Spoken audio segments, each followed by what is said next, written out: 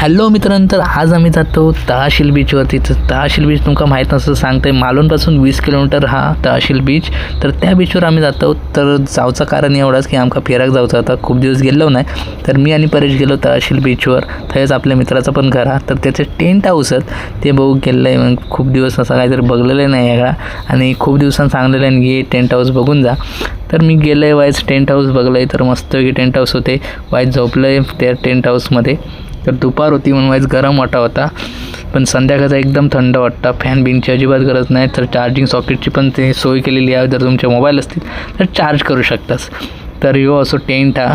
जर तुमका हवं असत तर मी त्याचा कमेंटमध्ये नंबर देते, हवं तर जावा, जबरदस्ती नाही. मग लगेच आम्ही पोचलो नदीत आम्ही मस्त बोटीचं सफर. तर बघा नदीत कसा वाटता तो चालू होतो आणि आम्ही वाईच फिरा होतो, मजा करू होतो. तर परेश एकदम पुढे होतो, एकदम फ्रंटला गाईड करू उभं राहिलेलो, बघू होतो फ्रंटसून व्ह्यू वेगळंच भेटता. तर मी मागे राहून पूर्ण शूट करू होते.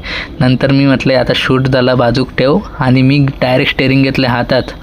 तर बोट चालवण्याचं फर्स्ट टाईम एक्सपिरियन्स घेत होतं. इथं भारी वाटत होता. फर्स्ट टाईम तुम्ही जर चालवली नसात आणि एक्सपिरियन्स घ्यायचं असात तर तो तुमका भेटत नाही भेटत माहीत नाही, पण माका भेटलो.